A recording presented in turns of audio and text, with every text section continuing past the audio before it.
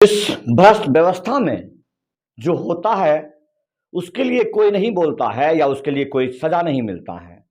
जो नहीं होता है उसके लिए हर लोग खड़े होते हैं, उसके पीछे भागते हैं।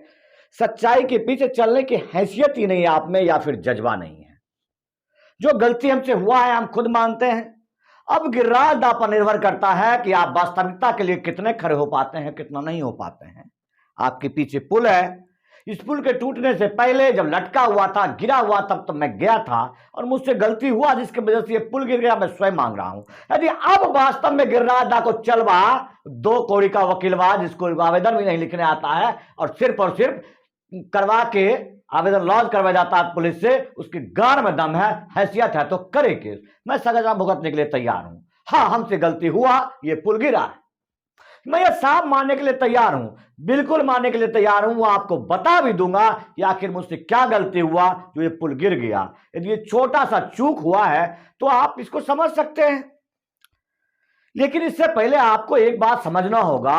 वास्तव में बिहार सरकार के रूरल डेवलपमेंट के आधार ग्रामीण काजवा के तरफ से बनाए गए इस पुल के बारे में आप चर्चा करेंगे तो सिर्फ और सिर्फ इसमें सरकार दोषी नहीं है, वो तमाम लोग दोषी हैं जो इस व्यवस्था को मूक दर्शक बिन तमाशा देखते हैं, उन ठेकेदारों के सामने बोलने की हैसियत नहीं रखते हैं। और हम वीडियो भी बना रहे होते हैं तो हमें बोलने वाले हजारों गाली नहीं देंगे। अब इस रूरल डेवलपमेंट के द्वारा ग्रामीण काजवा के बनाए गए इस पुल के बारे में अब बात करते हैं तो मैंने एग्जीक्यूटिव इंजीनियर से बात किए हुए वॉइस क्लिप सुना दिया। नहीं सुने होंगे आप, खूब शेयर भी नहीं करते होंगे कि उसमें कितनी तथ्य की बात है जिससे बिहार के उप मुख्यमंत्री श्री तेजस्वी यादव प्रभावित हुए। अभी वहां सबसे पहले एक पीपा पुल का निर्माण तो होना ही चाहिए, या फिर इंजीनियरिंग स्ट्रक्चर जो सेना का मिलिट्री इंजीनियरिंग सर्विस के द्वारा बनाए जाने वाले एक पुल बने जो वहां के ग्रामीणों के लिए तत्काल सुविधा मुहैया कराया जाए। क्योंकि अब वो तमाम लोग जो इस पार से उस पार जिन्हें आदत पड़ गई थी, हमेशा से क्या होता है कि आवश्यकता आविष्कार की जननी है।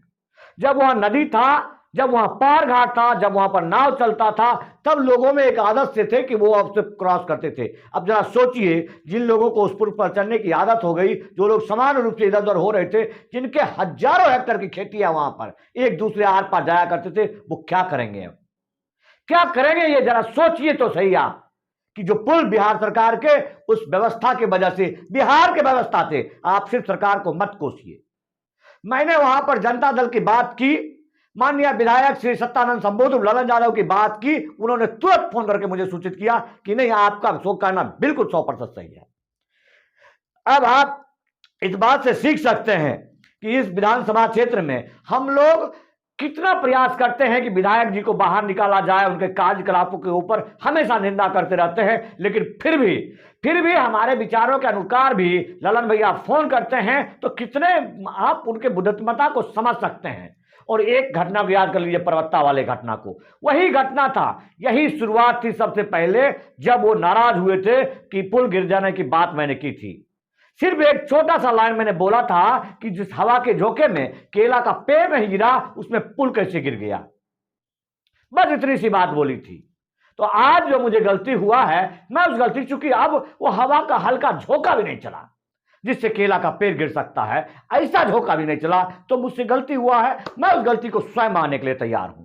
अब बात आता है गिर्राजदा, अब करवाइए केस, आप करवाइए केस, मैं सजा भुगतने के लिए तैयार हूं कि हां मेरे वजह से पुल गिरा है। अब मेरे वजह से कैसे पुल गिरा है जानने से पहले मैं एक छोटे से कहानी बता देता हूं आपको, जो मन की भावना है, मन में जो द्वेष है, उस द्वेष के प्रति इस छोटे से मेरे मनगढ़ंत कहानियों को आप जब सुनेंगे तो आपको एहसास होगा कि नहीं, वास्तव में हम लोग फकीर हैं और सामाजिक बुराइयों को या होने वाली घटनाओं को महसूस करते हैं और आपके सामने प्रदर्शित करते हैं। कथित घटना कहता है कि एक बार रामलीला का मंचन हो रहा था, किसी गांव में रामलीला का मंचन हो रहा था। उस मंचन में जो कलाकार होते हैं, रामलीला के कलाकार होते हैं, वो सब कलाकार मानदेय पर होते हैं, सामान्य लोग होते हैं जिनका जीवन निर्भर करता है। यहां तक कि हमारे उन स्टूडियो की बात मैं करता हूं जो कला के क्षेत्र में अपने आप को, जो रंगमंच है, नाट्य मंच है, जिसे आप प्रखर अभिनेता कहते हैं, जिन्होंने सिनेमा के जगत को उखाड़ा है, उनका भी जीवन बड़े ही सामान्य कलाकारों को बहुत मुश्किल से गुजरता है। तो कलाकारों का मानदेय फिक्स होता है, मंथली फिक्स होता है, जिससे उनका पेट चलता है। अब उस पेट चलने में क्या हुआ कि वक्त के ब्यार ने रामलीला के मालिकों को ऐसी हालात कर दी कि वो बेचारा इस स्थिति में नहीं था कि उन कलाकारों को पेमेंट कर सके। बहुत दिन का पैसा बच गया। तो जैसे ही वो समापन, जब रामलीला में खासकर रावण वध का जो सीन होता है, जो अंत होता है, उसमें जो हिंदू सनातनी लोग हैं वो भाव विभोर होकर के यहां तक कि गांव में लोग उपवास रखते हैं। बहुत से लोग उपवास रखे हुए थे। उस उपवास में अब इंतजार था कि जल्दी से राम जी तीर चलाएं और फिर जाकर के जो है रावण का वध हो और हम जाकर के अपना अपना उपवास तोड़े। अब उपवास तोड़ने का वक्त आया, सारा मंचन हो गया, पूरे रामलीला में हो गया उत्पात मचा दिए हनुमान जी ने। इधर तहस हुआ, उधर तहस हुआ। सारा कहानियां होने के बाद, जितने आनंद की कहानियां उसमें सम्मिलित की जाती है रामलीला में, वो सब होने के बाद हनुमान जी के द्वारा जो सबसे ज्यादा हनुमान जी को ही रामलीला में मनोरंजन के लिए कुछ ऐसी कलाएं किया जाता है जिससे लोग उत्साहित हो, लोगों में धर्म के प्रति आस्था जगे, विश्वास जगे। तो ये करते करते अब वो वक्त आ गया जब रावण को मरना था। रावण के मरने के लिए पूरा साजो सामान तैयार हुआ। राम जी हनुमान जी के कंधे पर एकदम बैठ के तैयार हो गए। अब क्या हुआ कि शुरू हुई कार्रवाई शुरू होने में अब जैसे राम जी तीर चलाने लगे और उधर से फ्रंटर समझते हैं पर्दे के पीछे से फ्रंट होता है, जो फ्रंटर कर रहा है। अब रावण को बोला हंसो रावण, रावण हंसते जा रहा, खूब जोर जोर के हठासे उठ रही है।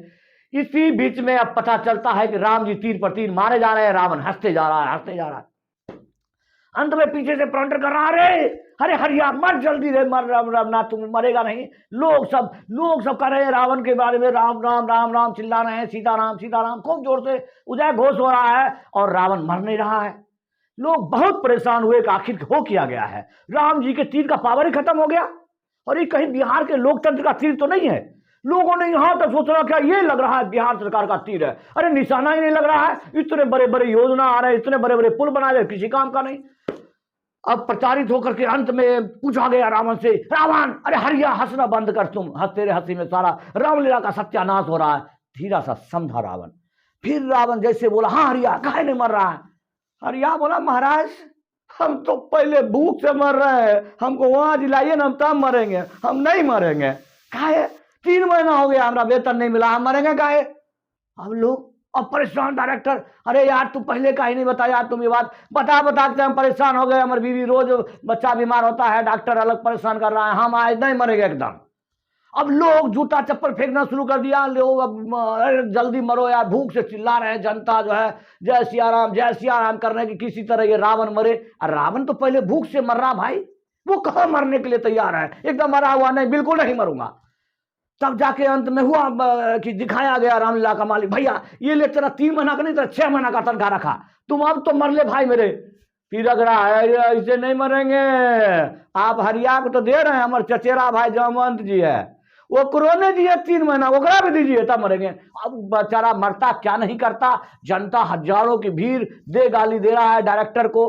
अब क्या करे, परेशान होके उनको दिया गया उसका पैसा, जामवंत जी का भी पैसा मिला। अब हरिया तैयार हुआ मरने के लिए, रावण जी हंसना शुरू किया, हा, मरो भाई, अब बिहार सरकार की तरह जो है कोई बात नहीं, हवा में पुल बनेगा, मर जाएंगे। अब मरे तो कैसे, अब राम जी बोला राम जी चलाइए तीर, हम मर जाएंगे। ले राम जी तीर देखे, तरकस खाली। अब क्या करे राम जी तीर ले रहे हैं, तीर अब तीरे नहीं है। अब और जोर जोर से राम हंसने लगा, हरिया ले राम जी, राम जी। फिर हरिया बोला, प्रभु श्री राम जी अब भूख की आग से बच गए हैं, तनख्वाह मिल गया है, तो अब काहे तीर खर्चा कीजिएगा, अरे फूक मार दीजिए ना, फूकिए से मर जाएंगे। मतलब रावण महोदय एकदम बोले, भाई मेरे अब क्या जरूरत है। एक जनता भी खुश हो गए, हाँ बिल्कुल सही कर रहा है, कलयुग में रावण वध ऐसे ही होता है, यहाँ तीर की कोई जरूरत नहीं है, जहाँ वास्तविक तीर लगता है वहां कोई मरता ही नहीं है, जहाँ पुल बनता है वहां ढह जाता है। तो ये वास्तविकता है हमारे बिहार की, हमारी जनता की। यहाँ रामलीला में होता क्या है ये शायद आपको समझना चाहिए, तो आप महसूस कर गए होंगे, खास करके गिरिराज दास हृदय हिंदू सम्राट गिरिराज दास। आप महसूस कीजिए, आप समझिए कि उस रामायण से मैं सीखता हूं या आप सीखते हैं, या खाली पाकिस्तान हिलाते रहते हैं। हिलता आपसे एक भी कुछ चीज नहीं है। आप पाकिस्तान हिलाने की बात करते हैं, आप संतोष राय को हिलाने की बात करते हैं, इतना दम है? अरे राष्ट्रीय सिपाही को हिला दीजिएगा, इतना दम है आप में? मैं खुद मान रहा हूं कि यह पुल मेरे वजह से गिरा है। अब ज्यादा लंबा काहे परेशान करेंगे। क्या हुआ था कि वास्तव में उस दिन जब लटका हुआ था पुल, तो हवा तो बिल्कुल नहीं चल रहा था, लेकिन बार बार मैं उधर ही घूम घूम के सांस छोड़ रहा था। यह हमसे गलती हो रहा था। मुझे नहीं पता था मेरे सांसों में, मेरे फूंक में, हवा में इतना पावर है। मुझे ये बात का पता ही नहीं चल रहा था। अब मुझे कैसे पता चलता कि मैं जितनी बार फूंके मार रहा था उसके हवा के तेज में इतना दम था कि वो पुल गिर जाएगा। मुझे यदि पता होता तो मैं उधर मुंह करके कभी नहीं फूंकता, एक बार नहीं फूंकता। भाई मेरे सांस नहीं लेता। इतने गरीब जनता का पुल गिर गया, इतना बताइए, करीब 14 करोड़ के आसपास का पुल गिर गया, मैं उधर फूंकता? गलती नहीं से फूंकता, कहे कि थोड़ा हवा तो हल्का से भी नहीं चला। आखिर मेरे फूंक से पुल गिर गया तो हमको तो ग्लानि हो रहा है। और क्या कहो कि सॉरी है। वैसे गिरिराज दा, आप भी रूरल डेवलपमेंट मिनिस्टर ही हैं, केंद्रीय है, व्यवस्था गांव का नहीं ठीक है। केस करवाइएगा, केस। रेल बढ़ा देंगे, रेल हरौती कर देंगे, हरौती। जय हिंद, वंदे मातरम, जय श्री राम।